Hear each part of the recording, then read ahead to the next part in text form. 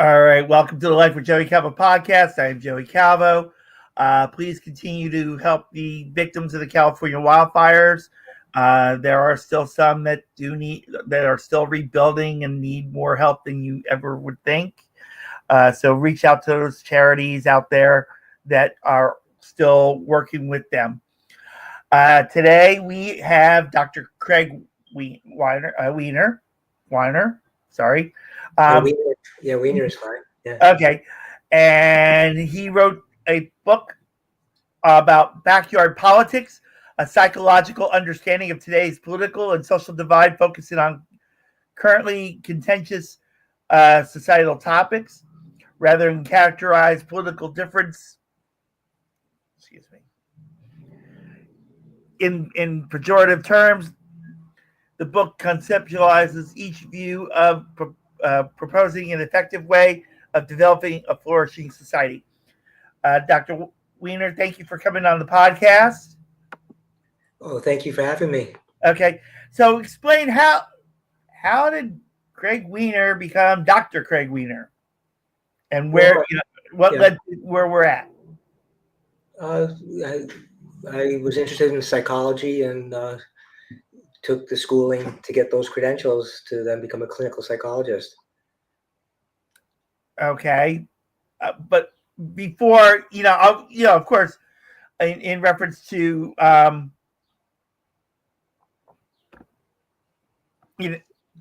what convinced you to want to be?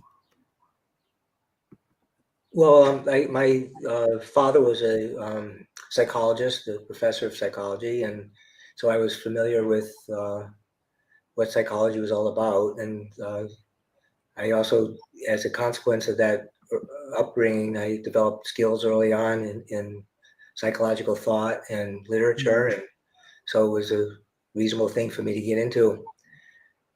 Okay.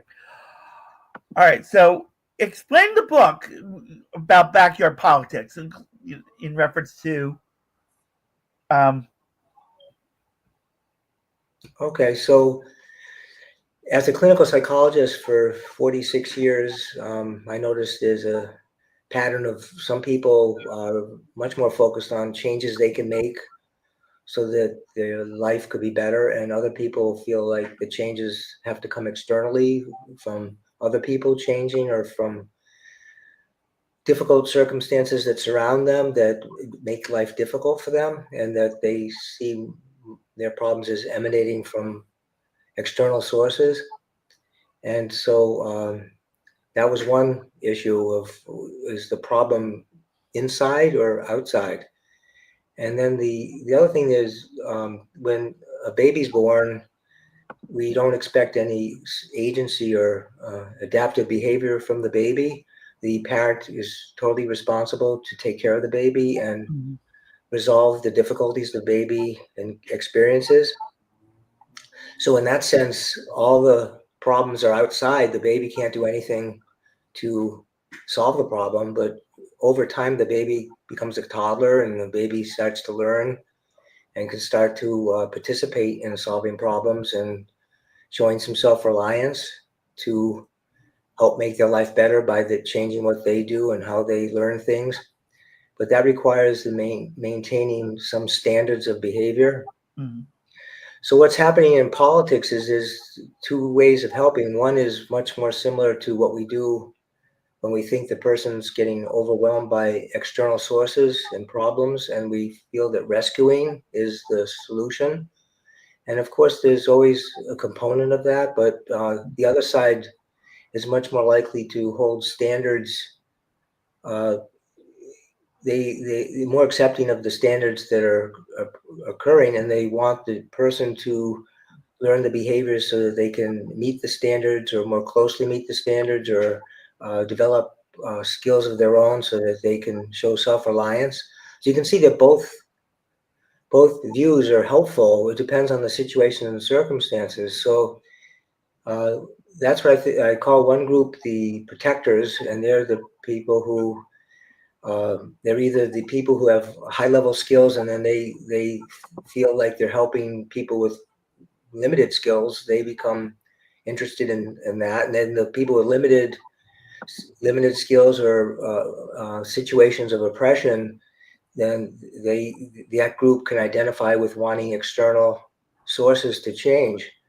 And then the alternative is to say, well, we can help you, but when we help you, we want you to also learn at the same time how to maximize your self-reliance so you can participate in helping others and help yourself. And that also be somewhat less of a burden on other people, because there's a burden to other people if a person doesn't develop any of their own resources. So if you listen to political debate, it's often an argument of one side's arguing how terrible the circumstances are for some people, and they can't do anything about their situation because they're essentially helpless and powerless, similar to what we would think of as a child or somebody who's got very limited possibilities. And the other side saying, no, that we can ask much more of them to participate and learn. And both people feel like they're doing something good, and we're fighting about that particular problem, as far as I can tell. Okay. All right. So I'm going to ask, and I am giving permission. I want to be clear on that. It's good. This is going to sound like I'm going to bring in this, and I'm going to put a little scenario in. It may sound personal, but I am giving permission for you to bring the expertise of the book into this.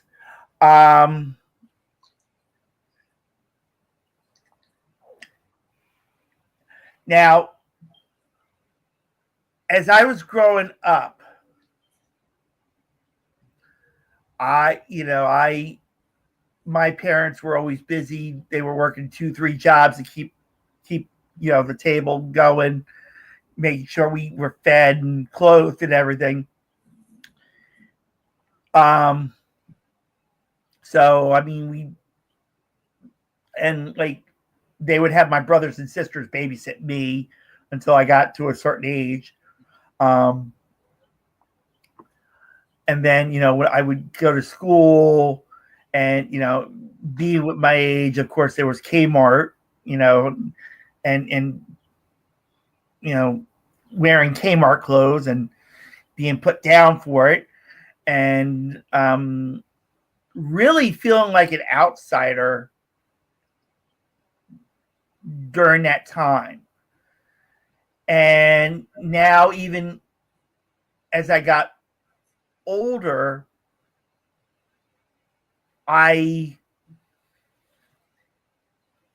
kind of still hold on to the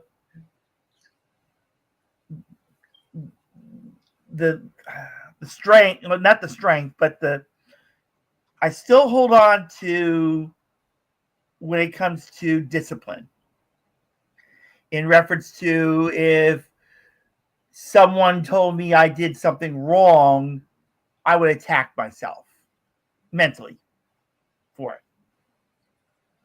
I don't know if this falls into the guidelines of, the backyard politics. Okay. And so there is someone who I didn't realize was interested in me. And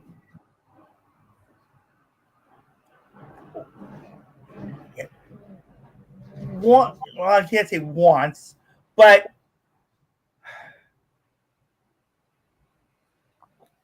is trying to understand mood swings that I like, because I do have mood swings. Like, I could be, like I said, I could be happy if someone's telling me, if I'm hearing good things, I'm fine. But as soon as someone tells me one bad thing, I'm right at it.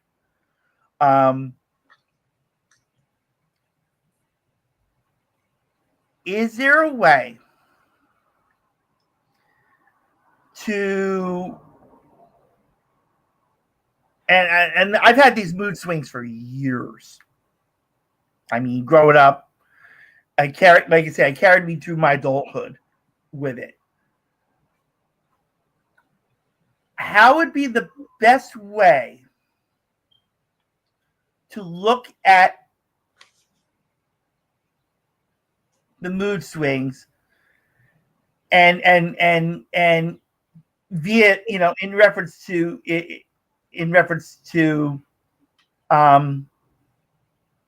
today's backyard politics of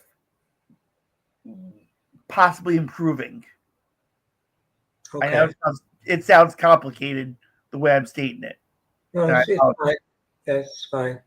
So then one way is to understand, to figure out how the sensitivity to, either the criticisms or failures or negativity, you've developed, it goes back to a whole lifetime of feeling how you were treated or left out or had less than others. And so if you keep encountering the same problems over and over again, we all get more sensitive. It's like somebody punching in the arm once is okay, twice, three times. After a while, you want to start fighting back.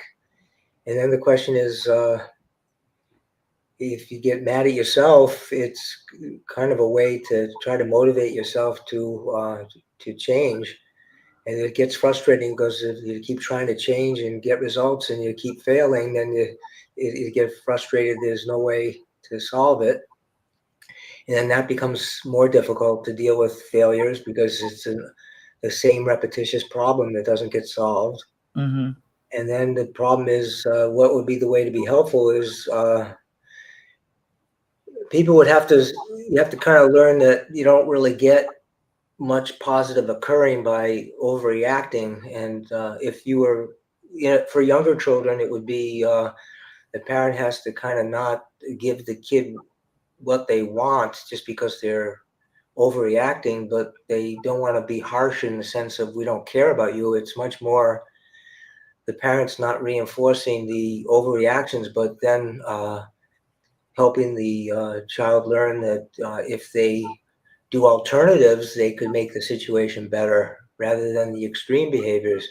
Mm-hmm. So that goes back to the promoters that we were talking about, ways to help where you might alter the environment so that some successes start to occur, and you make sure that nobody's responding to the intense reactions.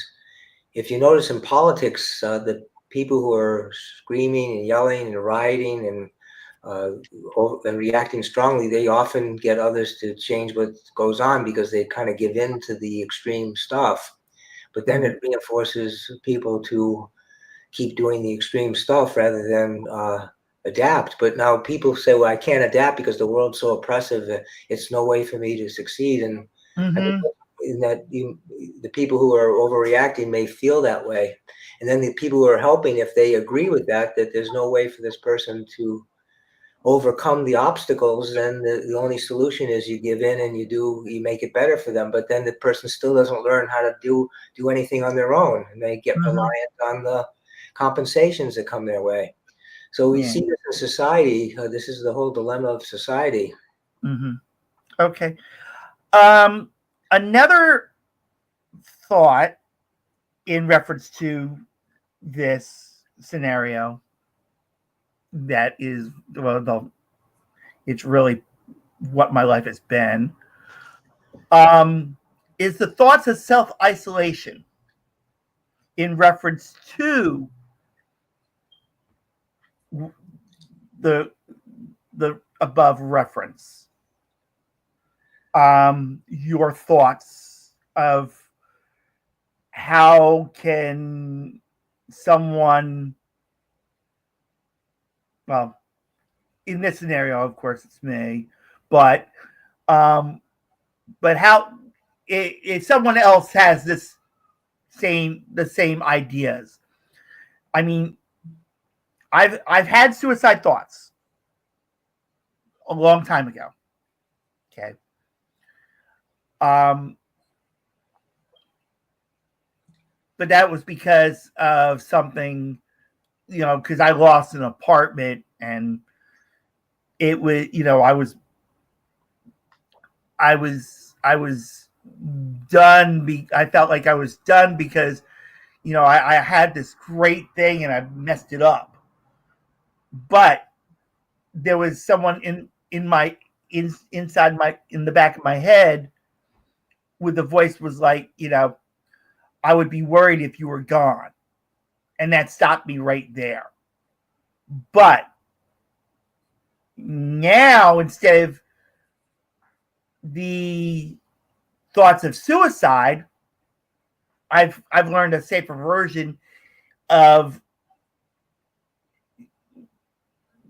what I mentioned before in reference to, being, the negative and all that. It's of feeling like I'm an inconvenience to people because, everybody has their lives, and, I'm realizing during all this time that I've been reaching out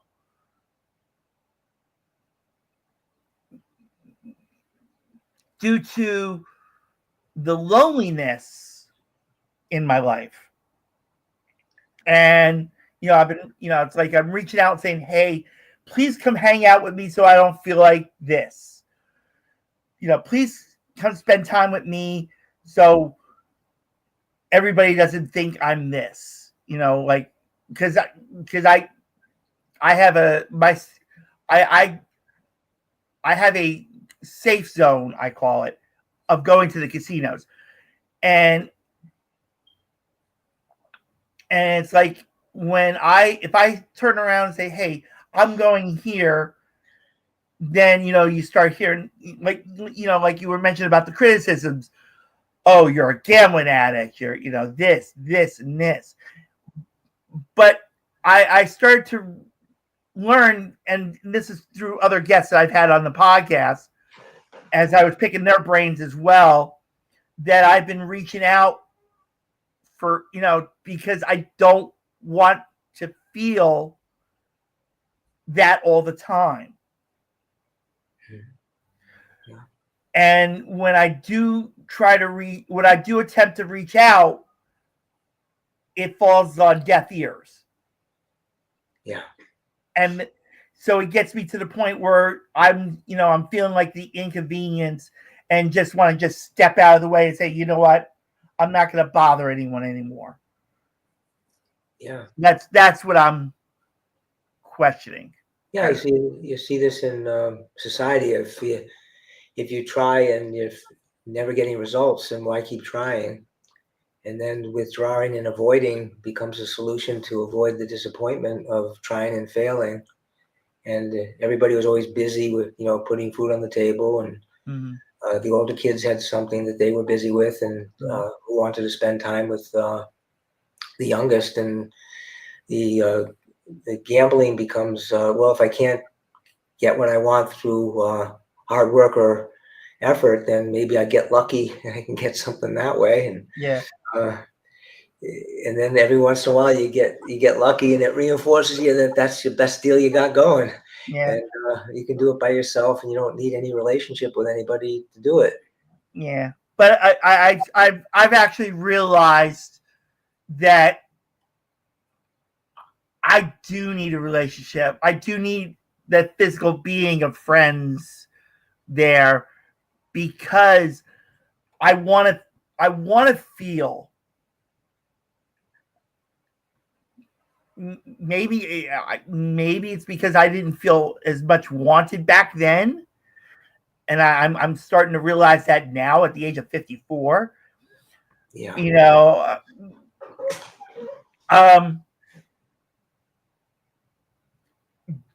Is there in today's terms, is there a way that could be adjusted to where I don't need to think of? I'm not saying being alone all the time is the greatest,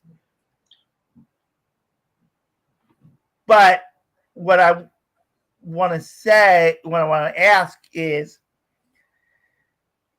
there, in your opinion, and through the book, a way that I could show that, hey, please don't let me be alone. I'm once in a while, okay, but and I even get free rooms when I'm down there. When you were mentioning about the luck, quote unquote. Yeah, they'll give you a room. Yeah, I get free rooms down there. So when I'm down there, that's what I really want somebody to come down and say, hey, come hang out, so that way I don't have that thought of wanting to do, because I really want to do something different. As much as if I want to do it by myself, then yeah, I mean, it's one thing, but deep down, it's like I don't. And I think like I'm saying, like I've been saying all along, and reaching out, like learning, knowing now that I'm been reaching out for the physical company to feel, to definitely want to feel like I'm a part of life. Mm-hmm. Yeah. So how would, and I apologize again for pulling you out of the book wise, if it pulls you out of it. Well, the book also says that psychology and family life mimic political life. They're all the same kinds of dynamics and problems, which is maybe even we're doing this podcast as a way to connect with people and to do something constructive and that's involved with the outside world and people. Mm-hmm. And you kind of look for things that you can do to nurture relationships and to have them. And that the podcast is one of the ways to do that. Yeah. And I thank you so much for the advice you're giving. That your interpretation, I'll call it, because when I was going through therapy and all that, everybody was like, a psychiatrist actually told me that, like you're saying, this podcast was my therapy. And the first time he said that, I looked at him and I'm like, huh? Like I like it was like out, way off base. Like, how could my podcast be the therapy? But then after I was no longer seeing the psychiatrist, I started to realize he was right in reference to it. So like I said, that's why I pick brains sometimes in getting opinions, because I really do want to be better in life. And one thing that I really, and this is totally different than the personal, in reference to this podcast, when you don't get feedback saying that, that you're making a difference, I mean, it does go back into the personal wanting to, like, why am I doing this? Is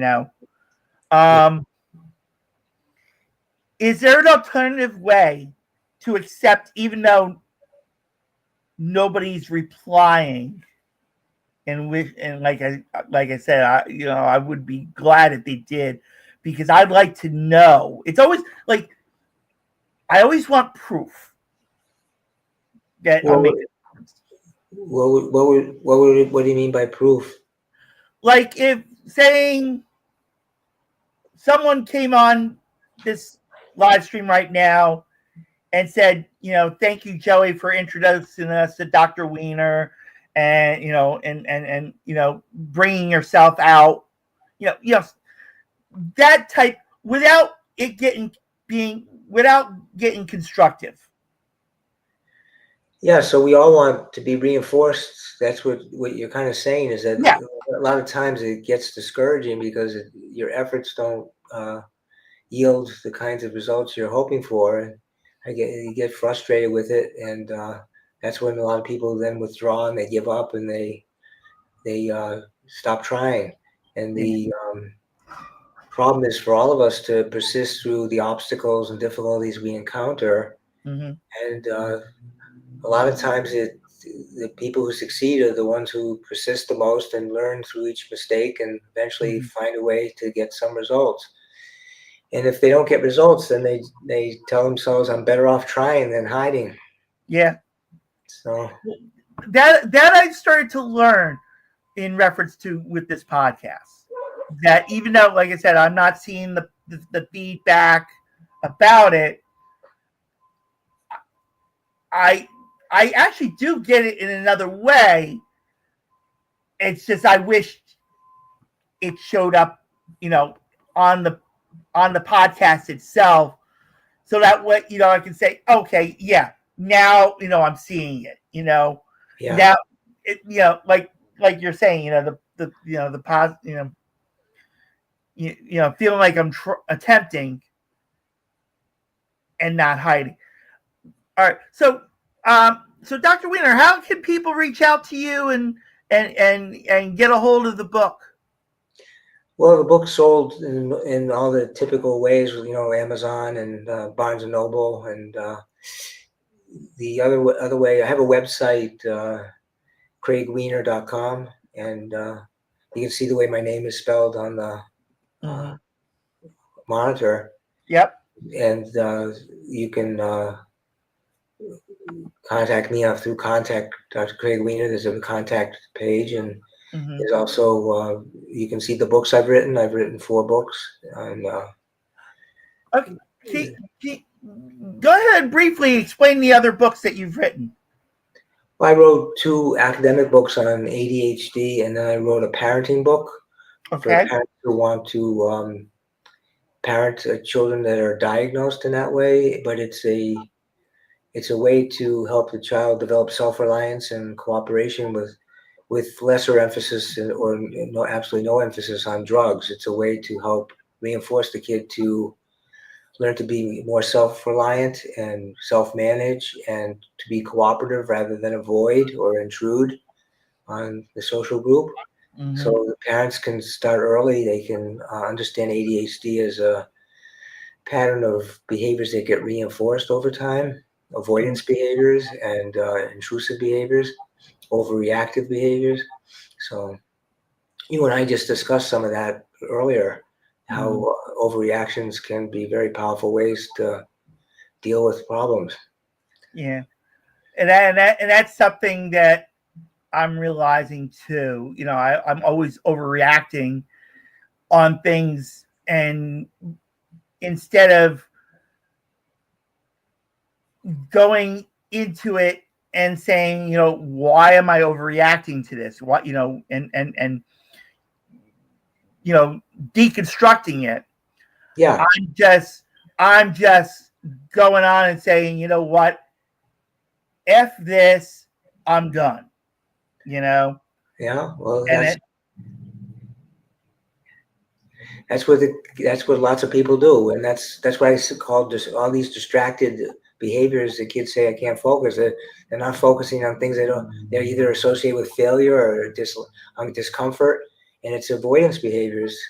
And so that's a human way to deal with adversity.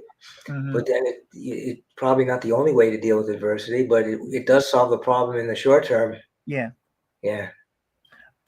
Because, like I said, that's what I've carried my whole life, and I do thank you so much again for your interpretation of what I brought out, because I have attempted so many ways to want to be better, and maybe I'll make this into my final question in reference to it. I've learned that every time I start to feel positive, or I start to look, or I'm starting to feel better, and the one thing I will say is you probably heard this term so many times in your career, I'm my own worst enemy and so on. Well, I am my own worst enemy, but I've learned, I don't know if you ever saw the movie Judge Dredd with Sly Stallone. I think a long time ago. Yeah. You know how he says he's judge, jury, and executioner? Yeah. Well, that's kind of what I changed my, I'm my own worst enemy too, recently. Well, what happens when success starts, it gets scary for people because you're kind of opening yourself up for even more disappointment. Mm-hmm. So it's almost safer to give up and not let that happen. So people get afraid when they start to feel better because it's opening them up to a greater disappointment. So that they essentially sabotage whatever they're doing and go back to hiding. Yep. And that's exactly what you just said is what I do. All right. So I'm going to tweak it just a little bit more in reference to it. What would be the best suggestion if somebody, other than me, is feeling this? Is viewing our podcast right now? Yeah. If someone else realized they're going through the same thing I went through, and they're realizing, like I'm saying to you, and explain to you. Well, if they're gonna get want to look for help, or they say, well, the kind of help they get is rather than have somebody tell them that there's nothing they can do about it, or they have a diagnosis, or they have to rely on medication or some other external factor or somebody else to do something, I would help them explore what's like we just did with what reinforces giving up even when you're succeeding. There's certain reinforcements that occur with behaviors, and if you kind of try to understand them yourself and what might be maintaining the behaviors, you're coping with the world. It's not that you're defective. You're learning how to cope. And Right. You talk with a person and they help you understand what you've learned to do over time to cope, and why that maybe have certain benefits, but it also has certain consequences and detriments. There's trade-offs to certain ways of coping. Okay. All right, that's the one moral to the story. Okay. All right. So I thank you so much, Dr. Wiener, for coming on the podcast. So what's next? What's next for Dr. Wiener? Well, I'll continue to see if I can get people to get turned on by the book I wrote and discuss these issues, and hopefully help people see what's going on in the same kind of framework that I'm proposing. Okay. All right. And the website is craigwiener.com. Yeah. And Dr. Wiener, I thank you so much for your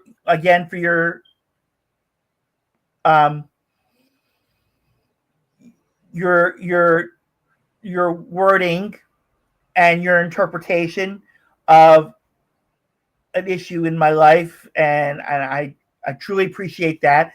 And again, I apologize if it went out of the boundary line of the book. Within the book, I was trying to see if it, how much it would relate, from my past experience to what's going on with in today's world. Yeah, I thought it was a great way to actually exemplify the same kinds of issues that are discussed in the book. So there's a lot of relevance for it. But thank you for having me. Yeah, and anytime you want to, something new is coming up, please reach out to me. I'll be happy to bring you back on, and we'll promote the next thing that comes out from Dr. Wiener. Well, thank you very much for the offer. Yeah. All right, and everybody, thank you so much for watching the Life with Joey Calvo podcast. God bless you all.